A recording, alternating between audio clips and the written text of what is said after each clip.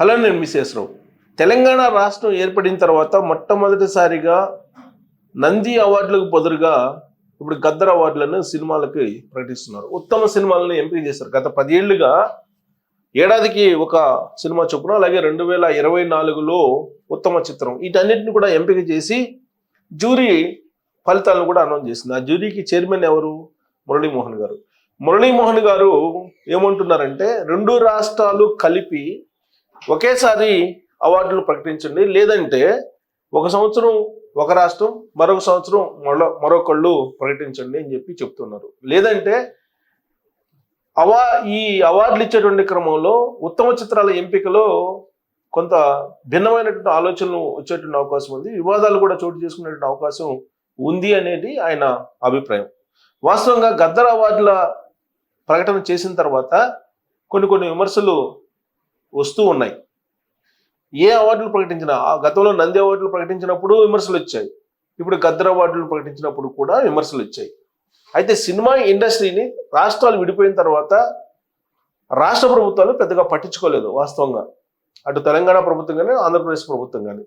జగన్మోహన్ రెడ్డి గారు అయితే 2019 నుంచి 2024 మధ్యలో పాపులర్ హీరోలందరినీ కూడా తన తాడేపల్లి క్యాంప్ ఆఫీస్ వద్ద పేరెడ్ నిర్వహించేలా చేశారు. ఇక తెలంగాణలో కాంగ్రెస్ పార్టీ ఏర్పడిన తర్వాత అసలు సినిమా ఇండస్ట్రీ, సినిమాటోగ్రఫీ మంత్రిగా ఉన్నటువంటి కోమటిరెడ్డి వెంకటరెడ్డిని కూడా కలవడానికి సినిమా పెద్దలు రాలేదు. ఆ విషయాన్ని ఆయన కూడా వ్యక్తపరిచాడు. రేవంత్ రెడ్డి గారు సినిమా ఇండస్ట్రీ మీద ఒకనొక మూమెంట్లో కన్ను తెరిచాడు. అల్లు అర్జున్ని జైల్లో కూడా పెట్టించే స్థాయికి వెళ్ళింది అనేది కూడా టాలీవుడ్కి తెలుసు.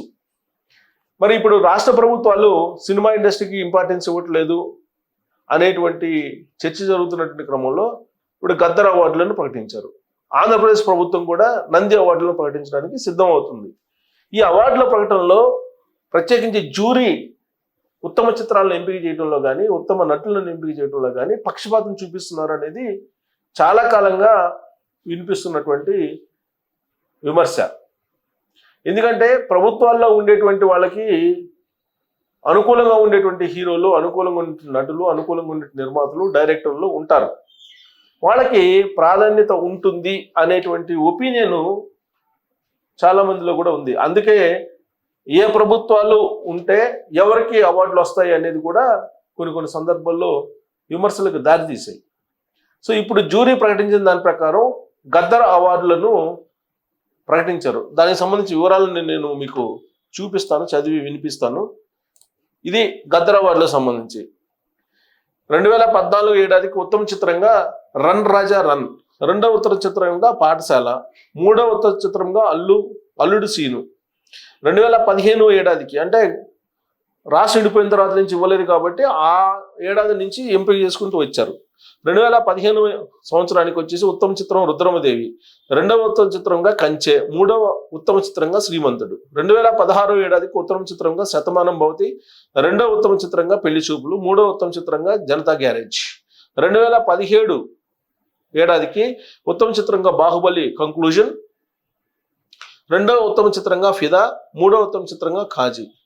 ఇక 2018 ఏడాదికి ఉత్తమ చిత్రంగా మహానటి, 2వ ఉత్తమ చిత్రంగా రంగస్థలం, 3వ ఉత్తమ చిత్రంగా కేర్ ఆఫ్ కంచరపాలెం. 2019 ఏడాదికి ఉత్తమ చిత్రంగా మహర్షి, 2వ ఉత్తమ చిత్రంగా జెర్సీ, 3వ ఉత్తమ చిత్రంగా మల్లేశం. 2020 ఏడాదికి ఉత్తమ చిత్రంగా అలా వైకుంఠపురంలో, 2వ ఉత్తమ చిత్రంగా కలర్ ఫోటో, 3వ ఉత్తమ చిత్రంగా మిడిల్ క్లాస్ మెలోడీస్. 2021 ఏడాదికి ఉత్తమ చిత్రంగా త్రిబుల్-ఆర్, 2వ ఉత్తమ చిత్రంగా అఖండ, 3వ ఉత్తమ చిత్రంగా ఉపెన. 2022 ఏడాదికి ఉత్తమ చిత్రంగా సీతారామం, 2వ ఉత్తమ చిత్రంగా కార్తికేయ 2, 3వ ఉత్తమ చిత్రంగా మేజర్. 2023 ఏడాదికి ఉత్తమ చిత్రంగా బలగం, 2వ ఉత్తమ చిత్రంగా హనుమాన్, 3వ ఉత్తమ చిత్రంగా భగత్ కేసరి. సో ఇలా దాదాపుగా అందరినీ సాటిస్ఫై చేసేలాగా ఎంపిక కనిపిస్తూ ఉంది. నా మిత్రుడు, అతని పేరు నేను బహుశా మెన్షన్ చేయకూడదేమో, సినిమాల మీద బాగా పట్టున్నటువంటి జర్నలిస్ట్, నా కొలీగ్ ఒకప్పుడు ప్రింట్ మీడియాలో చేసినప్పుడు, అతను ఇవాళ ఫేస్బుక్లో ఒక మొత్తం డిస్క్రిప్షన్ రాసుకుంటూ వచ్చి అందరినీ సాటిస్ఫై చేసేలా అందరికీ అవార్డులు ఇచ్చేశారు, అన్ని సినిమాలకి అవార్డులు ఇచ్చినట్టు కనిపిస్తూ ఉంది. సో ఈ ఎంపిక మీద ఆయన పరోక్షమైనటువంటి చురకలు వేశారు.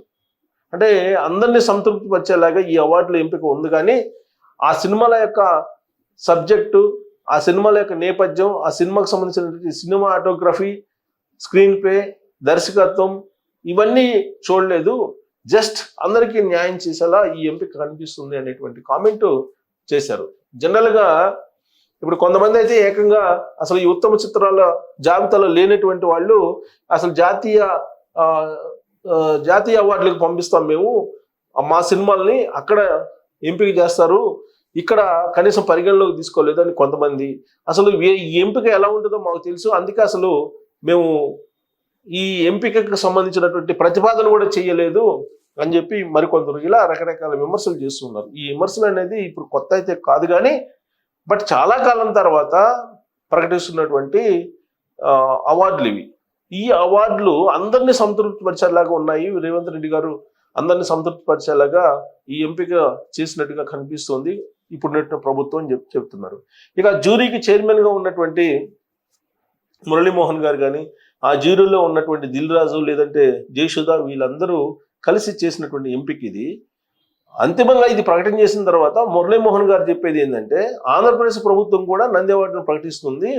ఈ నంది అవార్డును ప్రకటించేటప్పుడు తాము ఉత్తమ చిత్రాలుగా ఎంపిక చేసినటువంటి వాటిని సేమ్ వాటిని ఎంపిక చేస్తే పర్వాలేదు, లేదంటే వాళ్ళ జ్యూరీ కనుక వేరే సినిమాలను కనుక ప్రకటిస్తే కనుక ఖచ్చితంగా కాంట్రడిక్షన్ వచ్చేటువంటి అవకాశం ఉంది. ఇది రెండు రాష్ట్రాల మధ్య కొంత ఇబ్బందికరమైన పరిస్థితి. అలాగే టాలీవుడ్లో కూడా విమర్శలకు దారితీసేటువంటి పరిస్థితి వస్తుంది. కాబట్టి భవిష్యత్తులో ప్రేక్షకులు అందరూ ఐక్యంగా ఉంటారు. బట్ సినిమాలో ఉండే టాలీవుడ్లో ఉండే కొంతమంది మాత్రమే ఇలాంటి అభిప్రాయ భేదాలతో ఉంటూ ఉంటారు.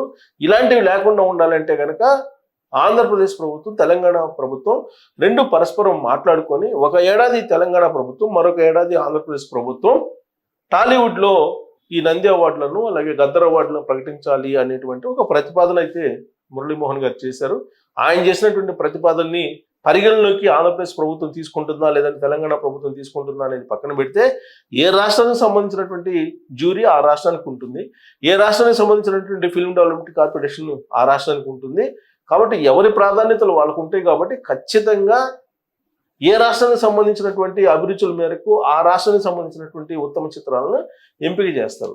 టాలీవుడ్ అంటే తెలుగు రాష్ట్రాలకు సంబంధించినటువంటి చిత్రాలు తీస్తారు. రెండు రాష్ట్రాల్లో తెలుగు చిత్రాలే, రెండు రాష్ట్రాలకు సంబంధించిన హీరోలు నటులు అందరూ ఒకటే. కాకపోతే ఎంపిక విషయంలోనే తేడా వస్తుంది. ఖచ్చితంగా ఈ ఎంపిక అనేది వివాదం కావడానికి అవకాశం ఎక్కువ ఉంటుంది. కాకపోతే జ్యూరీ మరి ప్రకటించినటువంటి ప్రకటన చూసిన తర్వాత కొంత సినిమాకు సంబంధించినటువంటి విశ్లేషకులు కానీ, సినిమాకు సంబంధించినటువంటి నిపుణులు కానీ ఈ ఎంపిక ఏదో అందరినీ సాటిస్ఫై చేసేలాగా చేశారు తప్పితే అది క్వాలిటీగా లేదు అనేటువంటి అభిప్రాయం అయితే ఎక్కువ మందిలో వినిపిస్తుంది. మరి ఈ ఎంపికను చూసిన తర్వాత ఈ సినిమాలు ఆల్రెడీ నేను ఏ సంవత్సరం ఏది ఉత్తమ చిత్రంగా, ఏది ద్వితీయ ఉత్తమ చిత్రంగా, ఏది తృతీయ ఉత్తమ చిత్రంగా ఎంపిక చేశారనేది నేను చూపించాను. అవన్నీ చూసిన తర్వాత మీకు ఈ ఎంపిక ఏమనిపిస్తుంది అనే దాని మీద కామెంట్ చేయొచ్చు. అలాగే జ్యూరీ చైర్మన్గా మురళీమోహన్ గారిని నియమించారు కదా, ఆయన చైర్మన్గా ఉన్నారు. దాంట్లో జయసుధ గారు, దిల్ రాజు గారు వీళ్ళందరూ ఉన్నారు. బట్ జ్యూరీ విషయంలో మీరు ఏదైనా కామెంట్ చేయాలనుకుంటే ట్రోల్ చేయొచ్చు. Thank you.